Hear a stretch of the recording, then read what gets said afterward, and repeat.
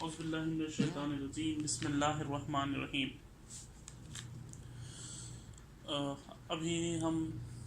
میں ابھی آپ کے سامنے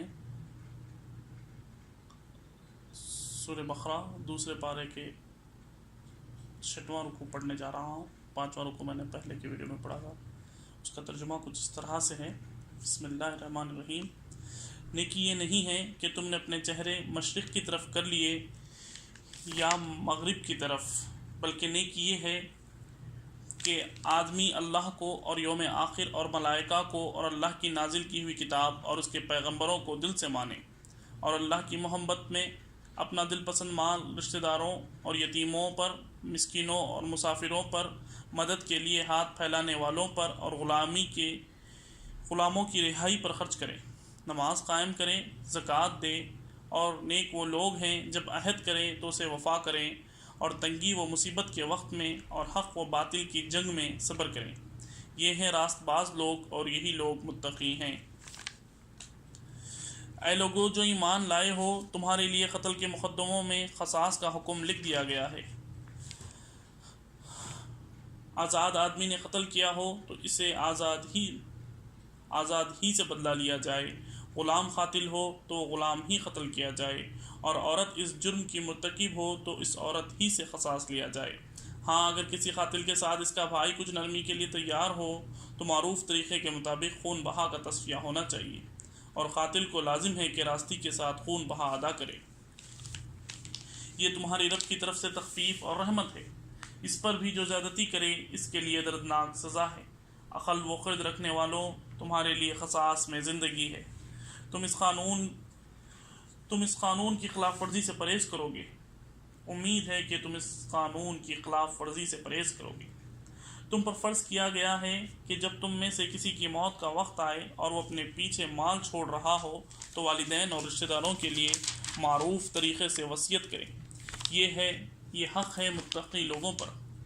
پھر جنہوں نے وصیت سنی اور بعد میں اسے بدل ڈالا تو اس کا گناہ ان بدلنے والوں پر ہوگا۔ اللہ سب کچھ سنتا اور جانتا ہے۔ البتہ جس کو یہ اندیشہ ہو کہ وصیت کرنے والے نے نادانستہ یا قصداً حق تلفی کی ہے، اور پھر معاملے سے تعلق رکھنے والوں کے درمیان وہ اصلاح کرے تو اس پر کچھ گناہ نہیں ہے۔ اللہ بخشنے والا اور رحم فرمانے والا ہے۔ اے لوگو جو ایمان لائے ہو، تم پر روزے فرض کر دیے گئے جس طرح تم سے پہلے انبیاء کے پیروں پر فرض کیے گئے تھے۔ اس سے توقع ہے کہ تم میں تقوی کی صفت پیدا ہوگی۔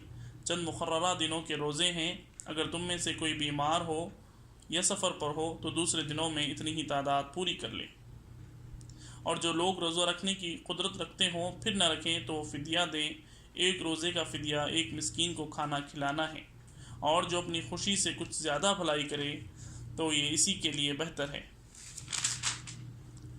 لیکن اگر تم سمجھو تو تمہارے حق میں اچھا یہی ہے کہ روزہ رکھو۔ رمضان وہ مہینہ ہے جس میں قرآن نازل کیا گیا، جو انسانوں کے لیے سراسر ہدایت ہے اور ایسی واضح تعلیمات پر مشتمل ہے جو راہ راست دکھانے والی اور حق و باطل کا فرق کھول کر رکھ دینے والی ہے۔ لہٰذا اب سے جو شخص اس مہینے کو پائے اس کو لازم ہے کہ اس پورے مہینے کے روزے رکھے، اور جو کوئی مریض ہو یا سفر پر ہو تو وہ دوسرے دنوں میں روزوں کی تعداد پوری کرے۔ اللہ تمہارے ساتھ نرمی کرنا چاہتا ہے، سختی کرنا نہیں چاہتا۔ اس لیے یہ طریقہ تمہیں بتایا جا رہا ہے تاکہ تم روزوں کی تعداد پوری کر سکو، اور جس ہدایت سے اللہ نے تمہیں سرفراز کیا ہے اس پر اللہ کی کبریائی کا اظہار و اعتراف اور شکر گزار بنو۔ اور اے نبی صلی اللہ علیہ وسلم، میرے بندے اگر تم سے میرے متعلق پوچھیں تو انہیں بتا دو کہ میں ان سے قریب ہی ہوں۔ پکارنے والا جب مجھے پکارتا ہے میں اس کی پکار سنتا ہوں اور جواب دیتا ہوں۔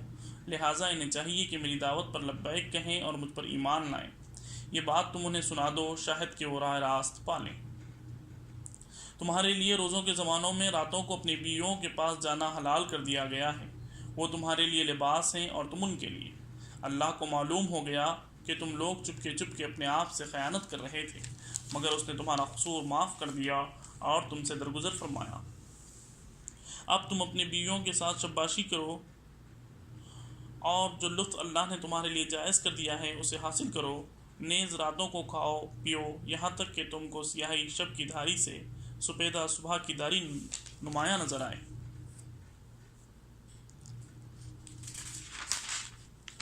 تب یہ سب کام چھوڑ کر رات تک اپنا روزہ پورا کر لو، اور جب تم مسجدوں میں معتکف ہو تو بیویوں سے مباشرت نہ کرو، یہ اللہ کی باندھی ہوئی حدیں ہیں، ان کے قریب نہ پھٹکنا۔ اس طرح اللہ اپنے احکام لوگوں کے لیے بصراحت بیان کرتا ہے، توقع ہے کہ وہ غلط رویے سے بچیں۔ اور تم لوگ نہ آپس میں ایک دوسرے کے مال ناروا طریقے سے کھاؤ، اور نہ حاکموں کے آگے ان کو اس غرض کے لیے پیش کرو کہ تمہیں دوسروں کے مال کا کوئی حصہ حسداً ظالمانہ طریقے سے کھانے کا موقع مل جائے۔ لوگ تم سے چاند کی گھٹتی بڑھتی صورتوں کے بارے میں پوچھتے ہیں، کہو یہ لوگوں کے لیے تاریخوں کی تعین کی اور حج کی علامتیں ہیں۔ نیز ان سے یہ کہو یہ کوئی نیکی کا کام نہیں ہے کہ تم اپنے گھروں میں پیچھے کی طرف سے داخل ہوتے ہو، نیکی تو اصل یہ ہے کہ آدمی اللہ کی ناراضی سے بچے، لہٰذا تم اپنے گھروں میں دروازے ہی سے آیا کرو، البتہ اللہ سے ڈرتے رہو، شاید کہ تمہیں فلاح نصیب ہو جائے۔ اور تم اللہ کی راہ میں ان لوگوں سے لڑو جو تم سے لڑتے ہیں، مگر زیادتی نہ کرو، اللہ زیادتی کرنے والوں کو پسند نہیں کرتا۔ ان سے لڑو جہاں بھی تمہارا ان سے مقابلہ پیش آئے، اور انہیں نکالو جہاں سے انہوں نے تم کو نکالا ہے، اس لیے کہ اگرچہ قتل برا ہے مگر فتنہ اس سے بھی زیادہ برا ہے۔ اور مسجد حرام کے قریب جب تک وہ تم سے نہ لڑیں تم بھی نہ لڑو، مگر جب وہ وہاں لڑنے سے نہ چکے تو تم بھی بے تکلف انہیں مارو، کہ ایسے کافروں کی یہی سزا ہے۔ پھر اگر وہ باز آ جائیں تو جان لو اللہ معاف کرنے والا اور رحم فرمانے والا ہے۔ تم ان سے لڑتے رہو یہاں تک کہ فتنہ باقی نہ رہے اور دین اللہ کے لیے ہو جائے، پھر اگر وہ باز آ جائیں تو سمجھ لو کہ ظالموں کے سوا اور کسی پر دست درازی روا نہیں۔ ماہ حرام کا بدلہ ماہ حرام ہی ہے، اور تمام حرمتوں کا لحاظ برابری کے ساتھ ہوگا، لہٰذا جو تم پر دست درازی کرے تم بھی اسی طرح اس پر دست درازی کرو، البتہ اللہ سے ڈرتے رہو، اور یہ جان رکھو کہ اللہ انہی لوگوں کے ساتھ ہے جو اس کی حدود توڑنے سے پرہیز کرتے ہیں۔ اللہ کی راہ میں خرچ کرو، اپنے ہاتھوں اپنے آپ کو ہلاکت میں نہ ڈالو، احسان کا طریقہ اختیار کرو، اللہ محسنوں کو پسند کرتا ہے۔ اللہ کی خوشنودی کے لیے جب حج اور عمرے کی نیت کرو تو اسے پورا کرو، اور اگر کہیں گر جاؤ تو جو قربانی میسر آئے اللہ کی جناب پیش کرو، اور اپنے سر نہ موڑو جب تک کہ قربانی اپنی جگہ نہ پہنچ جائے۔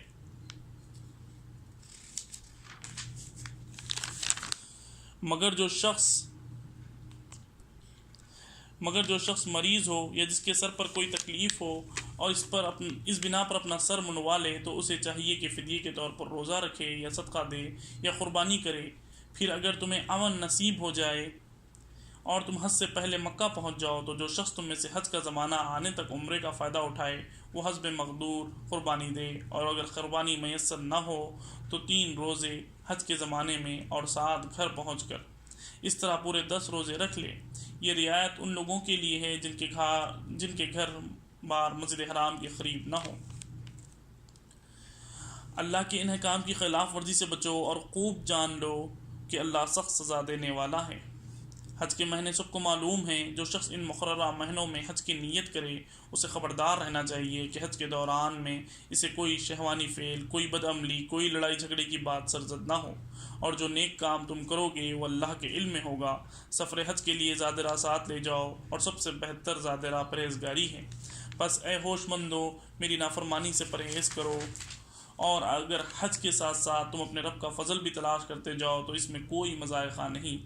پھر جب عرفات سے چلو تم مشعر حرام مزدلفہ کے پاس ٹھہر کر اللہ کو یاد کرو، اور اس طرح یاد کرو جس کی ہدایت اس نے تمہیں دی، ورنہ اس سے پہلے تم لوگ بھٹکے ہوئے تھے۔ پھر جہاں سے اور سب لوگ پلٹے ہیں وہیں سے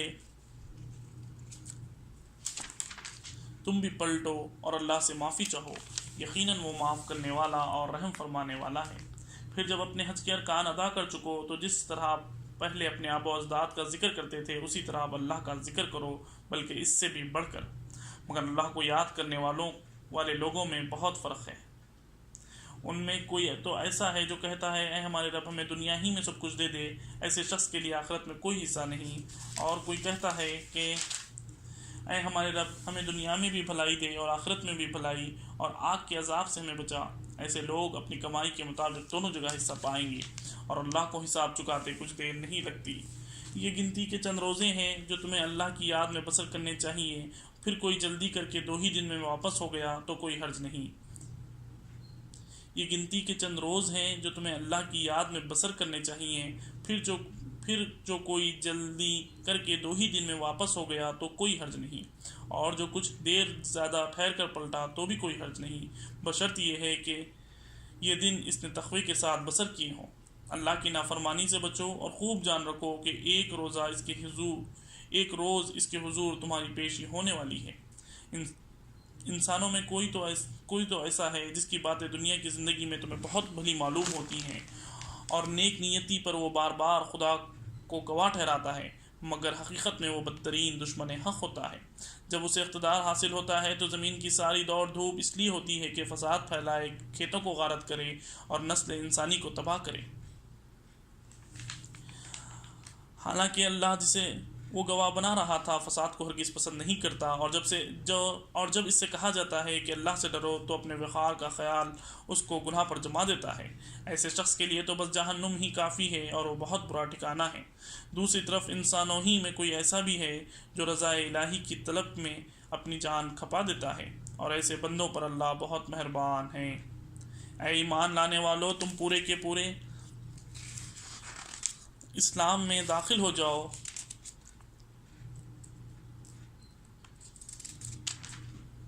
اور شیطان کی پیروی نہ کرو کہ وہ تمہارا کھلا دشمن ہے۔ جو صاف صاف ہدایات تمہارے پاس آ چکی ہیں، اگر ان کو پا لینے کے بعد پھر تم نے لغزش کھائی تو خوب جان رکھو اللہ سب پر غالب اور حکیم و دانا ہے۔ ان ساری نعمتوں اور ہدایتوں کے بعد بھی لوگ سیدھے نہ ہوں تو کیا وہ اس کے منتظر ہیں کہ اللہ بادلوں کو چتر لگائے، فرشتوں کے پرے ساتھ لیے خود سامنے موجود ہو اور فیصلہ ہی کر ڈالا جائے؟ آخرکار سارے معاملات پیش تو اللہ ہی کے حضور ہونے والے ہیں۔ بنی اسرائیل سے پوچھو کیسی کھلی کھلی نشانیاں ہم نے انہیں دکھائی ہیں، اور پھر یہ بھی ان سے پوچھ لو کہ اللہ کی نعمت پانے کے بعد جو قوم اس کی شقاوت سے بدلتی ہے اسے اللہ کیسی سخت سزا دیتا ہے۔ جن لوگوں نے کفر کی راہ اختیار کی ہے ان کے لیے دنیا کی زندگی بڑی محبوب و دل پسند بنا دی گئی ہے۔ ایسے لوگ ایمان کی راہ اختیار کرنے والوں کا مذاق اڑاتے ہیں، مگر قیامت کے روز پرہیزگار لوگ ہی ان کے مقابلے میں عالی مقام ہوں گے۔ رہا دنیا کا رزق تو اللہ کے اختیار ہے، جسے چاہے بے حساب دے۔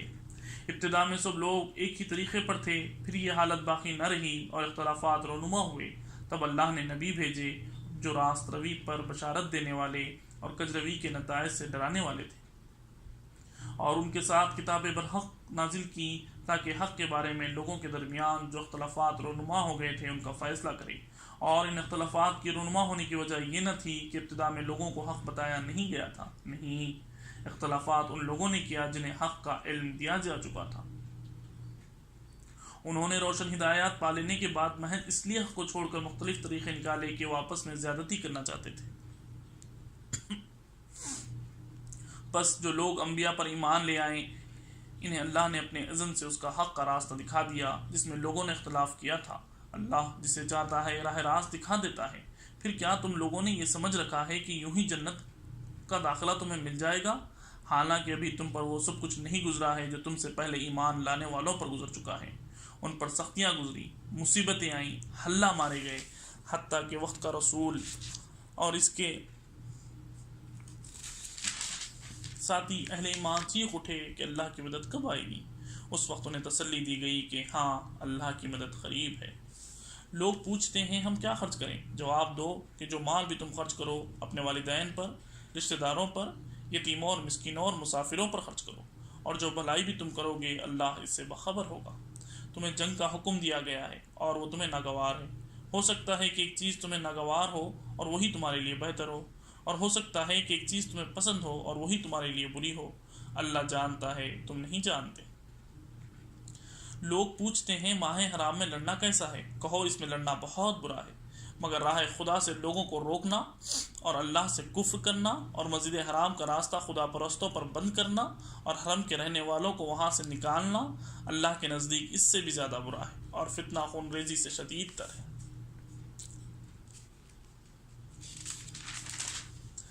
وہ تو تم سے لڑ ہی جائیں گے حتیٰ کہ ان کا بس چلے تو تمہیں اس دن سے پھیر لیے جائیں گے، اور یہ خوب جان لو کہ تم میں سے جو کوئی اس دین سے پھرے گا اور کفر کی حالت میں جان دے گا، اس کے اعمال دنیا اور آخرت دونوں میں ضائع ہو جائیں گے۔ ایسے سب لوگ جہنمی ہیں اور ہمیشہ جہنم ہی میں رہیں گے، بخلاف اس کے جو لوگ ایمان لے آئیں اور جنہوں نے خدا کی راہ میں اپنا گھر بار چھوڑا اور جہاد کیا ہے، وہ رحمت الہی کے جائز امیدوار ہیں، اور اللہ ان کی لغزشوں کو معاف کرنے والا اور اپنی رحمت سے انہیں نوازنے والا ہے۔ پوچھتے ہیں شراب اور جوے کا کیا حکم ہے؟ کہو ان دونوں چیزوں میں بڑی خرابی ہے، اگرچہ ان میں لوگوں کے لیے کچھ منافع بھی ہیں، مگر ان کا گناہ ان کے فائدے سے بہت زیادہ ہے۔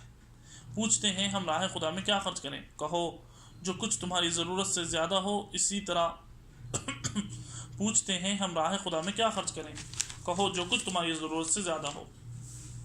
اس طرح اللہ تمہارے لیے صاف صاف احکام بیان کرتا ہے، شاہد کہ تم دنیا اور آخرت دونوں کی فکر کرو۔ پوچھتے ہیں یتیموں کے ساتھ کیا معاملہ کیا جائے؟ کہو جس طرز عمل میں ان کے لیے بھلائی ہو وہی اختیار کرنا بہتر ہے۔ اگر تم اپنا اور ان کا خرچ اور رہنا سہنا مشترک رکھو تو اس میں کوئی مذائقہ نہیں، آخر وہ تمہارے بھائی بند ہی تو ہیں۔ برائی کرنے والے اور بھلائی کرنے والے دونوں کا حال اللہ پر روشن ہے۔ اللہ چاہتا تو اس معاملے میں تم پر سختی کرتا، مگر وہ صاحب اختیار ہونے کے ساتھ ساتھ صاحب حکمت بھی ہے۔ تم مشرک عورتوں سے ہرگز نکاح نہ کرنا جب تک کہ وہ ایمان نہ لے آئیں۔ ایک مومن لونڈی مشرک شریف زادی سے بہتر ہے اگر وہ تمہیں بہت زیادہ پسند ہو، اور اپنی عورتوں کا نکاح مشرک مردوں سے کبھی نہ کرنا جب تک کہ وہ ایمان نہ لائیں۔ ایک مومن غلام مشرک شریف سے بہتر ہے اگرچہ وہ تمہیں بہت پسند ہو۔ یہ لوگ تمہیں آگ کی طرف بلاتے ہیں اور اللہ اپنے اذن سے تم کو جنت اور مغفرت کی طرف بلاتا ہے، اور اپنے احکام واضح طور پر لوگوں کے سامنے بیان کرتا ہے۔ توقع ہے کہ وہ سبق لیں گے اور نصیحت قبول کریں گے۔ پوچھتے ہیں حیض کا کیا حکم ہے؟ کہو وہ ایک گندگی کی حالت ہے، اس میں عورتوں سے الگ رہو اور ان کے قریب نہ جاؤ جب تک کہ وہ پاک صاف نہ ہو جائے، پھر جب وہ پاک ہو جائیں تو ان کے پاس جاؤ، اور اسی طرح جیسا کہ اللہ نے تمہیں حکم دیا ہے۔ اللہ ان لوگوں کو پسند کرتا ہے جو بدی سے باز رہیں اور پاکیزگی اختیار کریں۔ تمہاری عورتیں تمہاری کھیتیاں ہیں، تمہیں اختیار ہے جس طرح چاہو اپنی کھیتی میں جاؤ، مگر اپنے مستقبل کی فکر کرو اور اللہ کی ناراضی سے بچو۔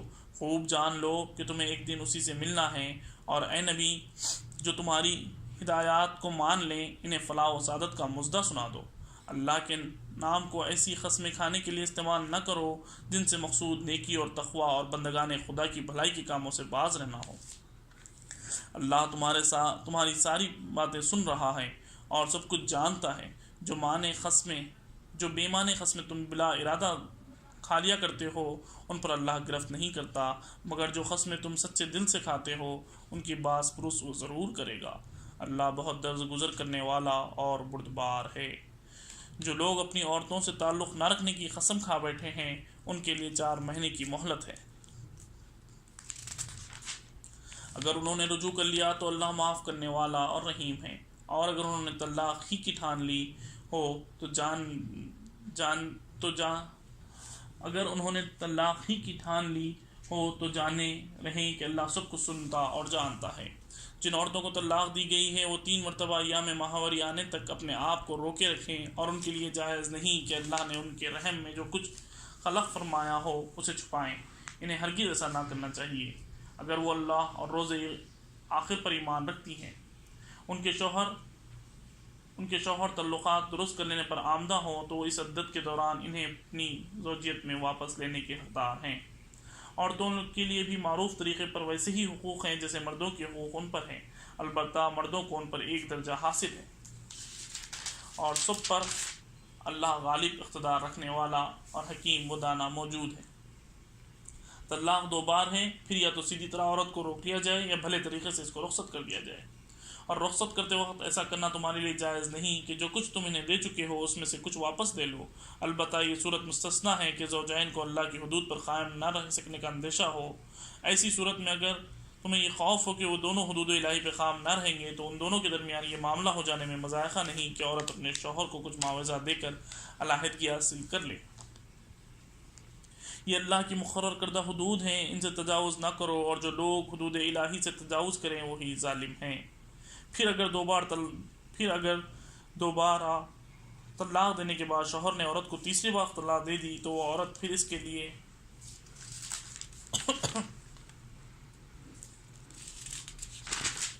حلال نہ ہوگی الا یہ کہ اس کا نکاح کسی دوسرے شخص سے ہو اور وہ اسے طلاق دے دے۔ تب اگر پہلا شوہر اور یہ عورت دونوں یہ خیال کریں کہ حدود الہی پر قائم رہیں گے تو ان کے لیے ایک دوسرے کی طرف رجوع کر لینے میں کوئی مذائقہ نہیں۔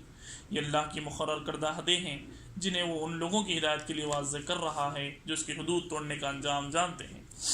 اور جب تم عورتوں کو طلاق دے دو اور ان کی عدت پوری ہونے کو آ جائے تو یا بھلے طریقے سے انہیں روک لو یا بھلے طریقے سے رخصت کر دو۔ محض ستانے کی خاطر انہیں نہ روکے رکھنا یہ زیادتی ہوگی، اور جو ایسا کرے گا وہ حقیقت میں آپ اپنے ہی اوپر ظلم کرے گا۔ اللہ کی آیات کا کھیل نہ بناؤ، بھول نہ جاؤ کہ اللہ نے کس نعمت عظمہ سے تمہیں سرفراز کیا ہے۔ وہ تمہیں نصیحت کرتا ہے کہ جو کتاب اور حکمت اس نے تم پر نازل کی ہے اس کا احترام ملحوظ رکھو۔ اللہ سے ڈرو اور خوب جان لو کہ اللہ کو ہر بات کی خبر ہے۔ جب تم اپنی عورتوں کو طلاق دے چکو اور وہ اپنی عدت پوری کر لیں تو پھر اس میں مانع نہ ہو کہ اپنے زیر تجویز شوہروں سے نکاح کر لیں جبکہ وہ معروف طریقے سے باہم مناکحت پر راضی ہوں۔ تمہیں نصیحت کی جاتی ہے کہ ایسی حرکت ہرگز نہ کرنا اگر تم اللہ اور روز آخر پر ایمان لانے والے ہوں۔ تمہارے لیے شائستہ اور پاکیزہ طریقہ یہی ہے کہ اس سے باز رہو، اللہ جانتا ہے تم نہیں جانتے۔ جو باپ چاہتے ہیں کہ ان کی اولاد پوری مدت رضاعت تک دودھ پیے تو مائیں اپنے بچوں کا کامل 2 سال دودھ پلائیں۔ اس صورت میں بچے کے باپ کو معروف طریقے سے انہیں کھانا کپڑا دینا ہوگا، مگر کسی پر اس کی وسعت سے بڑھ کر بار نہ ڈالنا چاہیے۔ نہ تو ماں کو اس وجہ سے تکلیف میں ڈالا جائے کہ بچہ اس کا ہے، اور نہ باپ کو اس وجہ سے کہ تنگ کیا جائے کہ بچہ اس کا ہے۔ دودھ پلانے والی کا یہ حق جیسا کہ باپ پر ہے ویسا ہی اس کے وارث پر بھی ہے، لیکن اگر فریقین باہمی رضامندی اور مشورے سے دودھ چھڑانا چاہیں تو ایسا کرنے میں کوئی مذائقہ نہیں۔ اور اگر تمہیں خیال اپنی اولاد کو کسی غیر عورت سے دودھ پلوانے کا ہو تو اس میں بھی کوئی حرج نہیں، بشرط یہ ہے کہ اس کا جو کچھ معاوضہ طے کرو وہ معروف طریقے پر ادا کرو۔ اللہ سے ڈرو اور جان رکھو کہ جو کچھ تم کرتے ہو سب اللہ کی نظر میں ہے۔ تم میں سے جو لوگ مر جائیں ان کے پیچھے اگر ان کی بیویاں زندہ ہوں تو وہ اپنے آپ کو 4 مہینے 10 دن روکے رکھیں، پھر جب ان کی عدت پوری ہو جائے تو انہیں اختیار ہے کہ اپنی ذات کے معاملے میں معروف طریقے سے جو چاہیں کریں، تم پر اس کی کوئی ذمہ داری نہیں ہے۔ اللہ تم سب کے اعمال سے باخبر ہے۔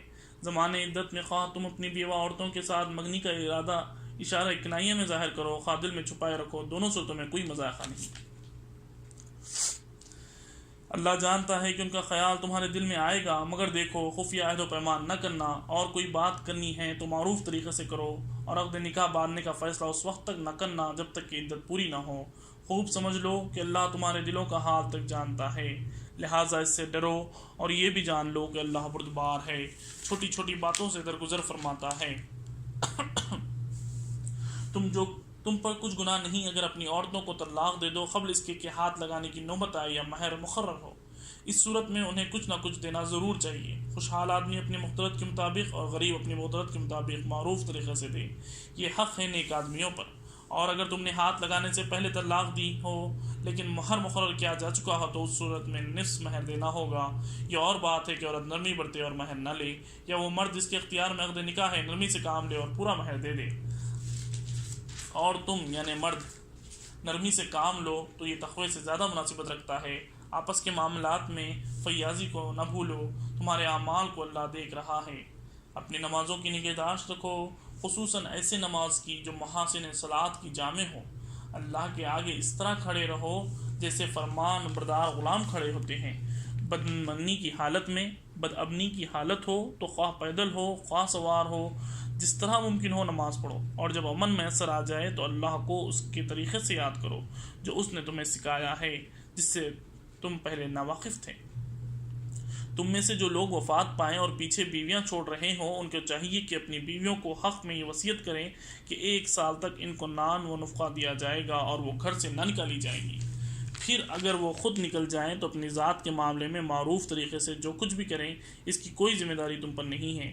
اللہ سب پر غالب اقتدار رکھنے والا اور حکیم و دانا ہے۔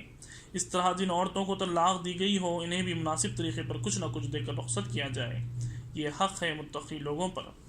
اس طرح اللہ اپنے احکام تمہیں صاف صاف بتاتا ہے، امید ہے کہ تم سمجھ بوجھ سے کام کرو گے۔ تم نے ان لوگوں کے حال پر بھی کچھ غور کیا جو موت کے ڈر سے اپنے گھر بار چھوڑ کر نکلے تھے اور ہزاروں کی تعداد میں تھے؟ اللہ نے ان سے فرمایا مر جاؤ، پھر اس نے ان کو دوبارہ زندگی بخشی۔ حقیقت یہ ہے کہ اللہ انسان پر بڑا فضل فرمانے والا ہے بے شک، مگر اکثر لوگ شکر ادا نہیں کرتے۔ مسلمانوں، اللہ کی راہ میں جنگ کرو اور خوب جان رکھو کہ اللہ سننے والا اور جاننے والا ہے۔ تم میں کون ہے جو اللہ کو قرض حسنہ دے تاکہ اللہ اسے کئی گنا بڑھا چڑھا کر واپس کرے؟ گھٹانا بھی اللہ کے اختیار میں ہے اور بڑھانا بھی، اور اسی کی طرف تمہیں پلٹ کر جانا ہے۔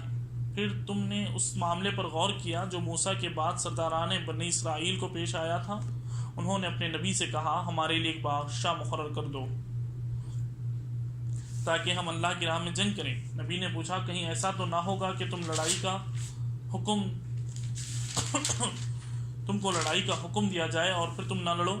وہ کہنے لگے بھلا یہ کیسے ہو سکتا ہے، ہم راہ خدا میں نہ لڑیں جبکہ ہمیں اپنے گھروں سے نکال دیا گیا ہے اور ہمارے بال بچے ہم سے جدا کر دیے گئے ہیں۔ مگر جب ان کو جنگ کا حکم دیا گیا تو ایک قلیل تعداد کے سوا وہ سب پیٹ موڑ گئے، اور اللہ ان میں سے ایک ایک ظالم کو جانتا ہے۔ ان کے نبی نے ان سے کہا اللہ نے طالوت کو تمہارے لیے بادشاہ مقرر کیا ہے۔ یہ سن کر وہ بولے ہم پر بادشاہ بننے کا وہ کیسے حقدار ہو گیا؟ اس کے مقابلے میں بادشاہی کی ہم زیادہ مستحق ہیں، وہ تو کوئی بڑا مالدار آدمی نہیں ہے۔ نبی نے جواب دیا اللہ نے تمہارے مقابلے میں اسی کو منتخب کیا ہے اور اس کو دماغی و جسمانی دونوں قسم کی اہلیت فراوانی کے ساتھ عطا فرمائی ہے، اور اللہ کو اختیار ہے کہ اپنا ملک جسے چاہے اللہ بڑی وسعت رکھتا ہے جسے چاہے دے اللہ بڑی وسعت رکھتا ہے۔ اور جو کچھ اس کے علم میں ہے، اس کے ساتھ ان کے نبی نے ان کو یہ بھی بتایا کہ خدا کی طرف سے اس کے بادشاہ مقرر ہونے کی علامت یہ ہے کہ اس کے عہد میں وہ صندوق میں واپس مل جائے گا جس میں تمہارے رب کی طرف سے تمہارے لیے سکون قلب کا سامان ہے، جس میں آل موسیٰ اور آل ہارون کے چھوڑے ہوئے تبرکات ہیں، اور جس کو اس وقت فرشتے سنبھالے ہوئے ہیں۔ اگر تم مومن ہو تو یہ تمہارے لیے بہت بڑی نشانی ہے۔ پھر جب طالوت لشکر لے کر چلا تو اس نے کہا ایک دریا پر اللہ کی طرف سے تمہاری آزمائش ہونے والی ہے، جو اس کا پانی پیے گا وہ میرا ساتھی نہیں، میرا ساتھی صرف وہ ہے جو اس سے پیاس نہ بجھائے۔ ہاں ایک آدھ چلو کو پی لے، مگر یہ خلیل گروہ کے سوا وہ سب اس دریا سے سیراب ہوئے۔ پھر جب طالوت اور اس کے ساتھی مسلمان دریا پار کر کے آگے بڑھے تو انہوں نے طالوت سے کہہ دیا آج ہم جالوت اور اس کے لشکروں کا مقابلہ کرنے کی طاقت نہیں رکھتے۔ لیکن جو لوگ یہ سمجھتے تھے کہ انہیں ایک دن اللہ سے ملنا ہے، انہوں نے کہا بارہا ایسا ہوا ہے کہ خلیل گروہ اللہ کے اذن سے ایک بڑے گروہ پر غالب آ گیا ہے۔ اللہ صبر کرنے والوں کا ساتھی ہے۔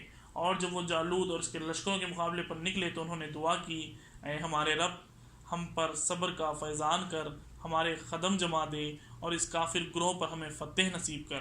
آخر کار اللہ کے اذن سے انہوں نے کافروں کو مار بھگایا اور داؤد نے جالوت کو قتل کر دیا، اور اللہ نے اسے سلطنت اور حکمت سے نوازا اور جن جن چیزوں کا چاہا اس کو علم دیا۔ اگر اس طرح اللہ انسانوں کے ایک گروہ کو دوسرے گروہ کے ذریعے ہٹاتا نہ رہتا تو زمین کا نظام بگڑ جاتا، لیکن دنیا کے لوگوں پر اللہ کا بڑا فضل ہے کہ وہ اس طرح دفاع فساد کا انتظام کرتا رہتا ہے۔